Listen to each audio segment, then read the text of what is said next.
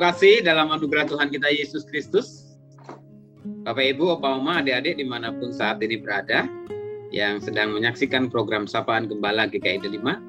Salam jumpa bersama dengan saya Pendeta Adi Cahyono pada hari ini Selasa 19 Juli 2022. Saya masih membawakan seri tentang murid Yesus, yaitu Tadeus. Nama yang jarang disebutkan, hanya 6 kali dalam keseluruhan Alkitab. Karena Tadeus sebenarnya disebut juga Yudas anak Yakobus. Cuman karena namanya Yudas, sehingga Matius dan Markus tidak menyebutkan itu. Tetapi disebut sebagai Tadeus. Nah, saudara yang menjadi bacaan kita saat ini, secara khusus kita akan melihat karakteristik dari Tadeus ini. Namun sebelumnya mari kita berdoa. Terima kasih Tuhan, kami kembali bersama akan membaca merenungkan sebagian firman-Mu. Ajarlah kami, tuntunlah kami dengan kuasa Roh Kudus-Mu. Dalam nama Yesus kami berdoa. Amin. Firman Tuhan yang saya pilihkan yaitu dari Yohanes pasal yang ke-14 ayat 22 dan 23. Ya, demikian firman Tuhan. Yudas yang bukan Iskariot, ini berarti si Tadeus, berkata kepada Tuhan, Tuhan, apakah sebabnya maka engkau hendak menyatakan dirimu kepada kami dan bukan kepada dunia? Jawab Yesus, jika seorang mengasihi aku, ia akan menuruti firman-Ku, dan Bapa-Ku akan mengasihi dia, dan kami akan datang kepadanya dan diam bersama-sama dengan dia.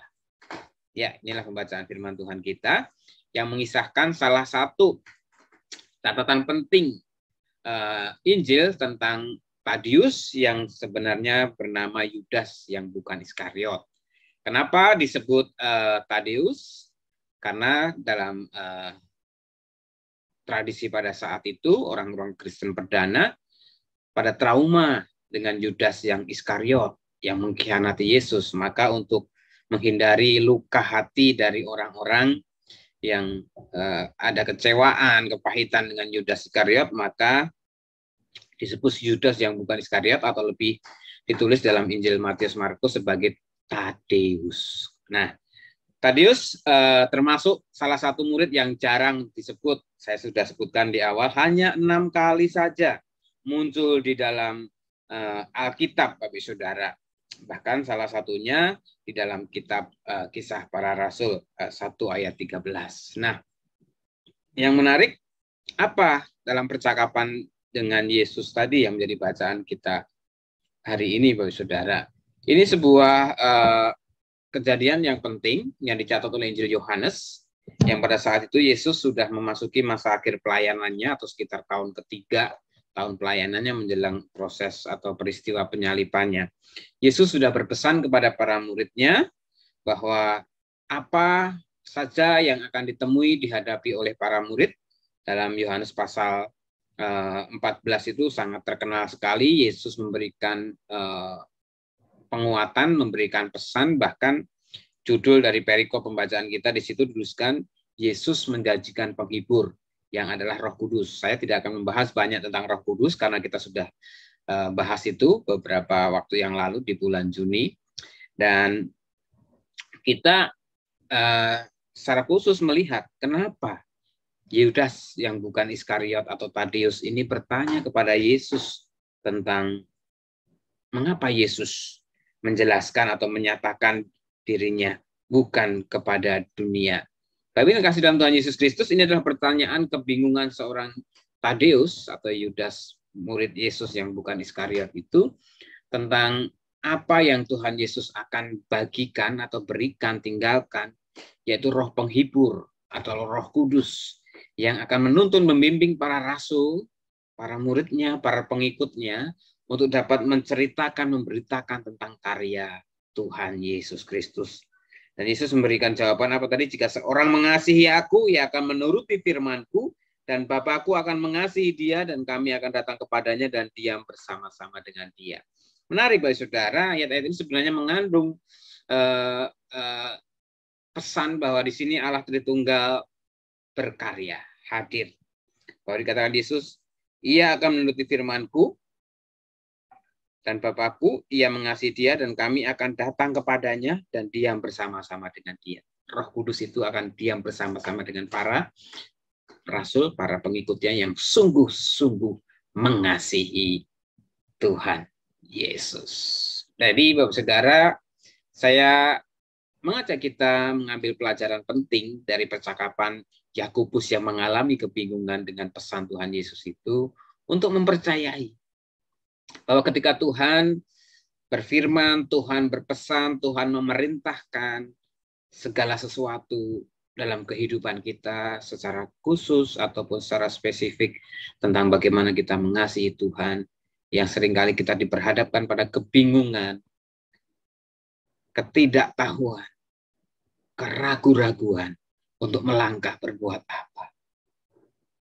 Maka percayalah Roh Kudus yang akan hadir menolong, memimpin, memampukan kita untuk tetap menyatakan kasih Tuhan. Barangkali suatu ketika kita diperhadapkan pada situasi yang membuat kita bingung. Ada orang yang meminta tolong bantuan kita, taruhlah kata pinjam uang, tapi sudah berulang kali orang itu pinjam uang juga nggak pernah kembali, tetapi malah mau minjem terus. Gitu. Nggak dikasih, kok ya kasihan, dikasih kok ya nggak kembali, gitu ya. Ini situasi-situasi yang kadang membuat kita bingung, tetapi di sisi lain kita harus menyatakan kasih Tuhan terus-menerus.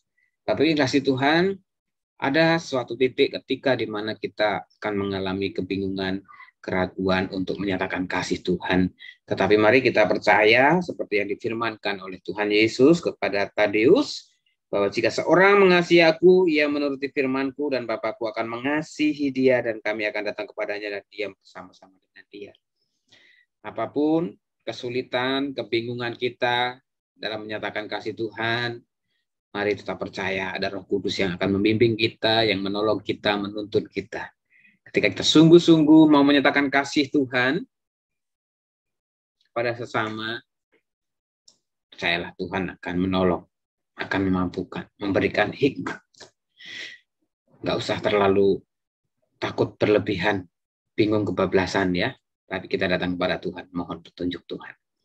Kiranya firman Tuhan hari ini yang kita pelajari dari Tadeus ini membuat kita semakin yakin dan percaya hidup sebagai pengikut Kristus, rasul-rasul Kristus di masa kini, sehingga karya Tuhan terus menyata di tengah dunia ini.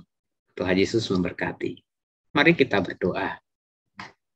Tuhan, kami bersyukur untuk kesempatan yang baik pada hari ini kami bersama-sama membaca firman Tuhan yang mengisahkan tentang Tadeus, seorang murid Yesus yang tidak terlalu terkenal karena hanya 6 kali saja disebutkan di dalam kitab, tetapi kami percaya bukan kebetulan Tuhan itu muncul, tetapi ada pesan-pesan penting yang harus kami pahami, yang harus kami hidupi, kami lakukan.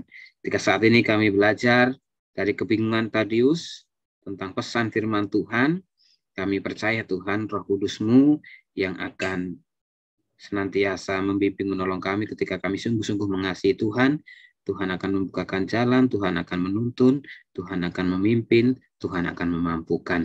Kami rindu Tuhan di tengah segala kesulitan, kesusahan hidup kami, saat ini kami juga dimampukan Tuhan untuk menyatakan kasih Tuhan nyata bagi orang-orang di sekitar kami. Kami bersyukur di bulan Gospel ini, Majelis Jemaat Bidang Gospel melakukan banyak kegiatan, pasar, aktivitas sosial, kegiatan masyarakat, dan juga untuk jemaat yang menyatakan kasih dan kepedulian. Biarlah Tuhan memberkati dan banyak orang yang diberkati, yang dikuatkan, merasakan kasih Tuhan, diperjumpakan dengan Tuhan, dan terus beroleh kasih dan kuasa Tuhan yang nyata, untuk mereka pun juga dimampukan kembali untuk menyatakan kasih Tuhan di momen-momen berikutnya. Kami juga berdoa saat ini untuk anak-anak-Mu atau saudara-saudara kami yang berulang tahun pada hari ini, Selasa 19 Juli, ada Ibu Yuli, Kristina, ada Bapak Edward, Krispian, ada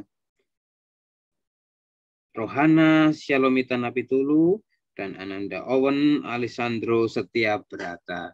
Biarlah Tuhan Kau terus memberkati dengan pertambahan usia ini, membuat mereka terus mengasihi Tuhan, percaya setia kepada Tuhan, sehingga mereka boleh hidup dengan penuh sukacita dan rasa syukur bersama orang-orang terkasih, dan juga Tuhan berkati segala karya kehidupan mereka, baik untuk mereka yang masih sekolah, belajar dengan sungguh, dengan tekun, diberikan hikmat kepandaian, untuk mereka yang bekerja, Tuhan berikan sukacita, kebahagiaan, kegembiraan mengerjakan tugas pekerjaannya, dan dimanapun mereka Tuhan tempatkan, mereka juga terus boleh menyatakan kasih Tuhan. Kami serahkan ya, bangsa kami saat ini ketika pandemi kembali tinggi, biarlah Tuhan apa yang menjadi kebijakan pemerintah juga boleh didukung sepenuhnya masyarakat dengan ketaatan teguh, penuh protokol kesehatan, sehingga kenaikan ini segera terkendali dan masyarakat bisa kembali beraktivitas dengan lebih nyaman dan juga bisa lebih bergerak, beraktivitas, berkarya secara optimal. Terima kasih Tuhan, kami serahkan kehidupan umat-Mu, pribadi lepas pribadi, dalam setiap pergumulan, kehidupan yang mereka alami, kiranya kasih karunia Tuhan terus menyertai dan memberkati. Doa kami Tuhan, kami alaskan, kami minta dalam satu nama Tuhan kami Yesus Kristus, yang telah mengajar kami berdoa. Bapa kami yang di surga, dikuduskanlah nama-Mu, datanglah kerajaan-Mu, jadilah kehendak-Mu di bumi seperti di surga. Berikanlah kami pada hari ini makanan kami yang secukupnya, dan ampuni kami akan kesalahan kami, seperti kami juga mengampuni orang yang bersalah kepada kami. Dan jangan bawa kami ke dalam pencobaan, tapi lepaskan kami daripada yang jahat, karena Engkau yang punya kerajaan dan kuasa dan kemuliaan sampai selama-lamanya. Jadi terimalah berkat Tuhan, kasih setia Allah Bapa, kasih karunia Tuhan Yesus Kristus, dan kuat kuasa karya Roh Kudus, senantiasa melingkupi dan memberkati hidupmu sekarang selamanya. Haleluya. Amin.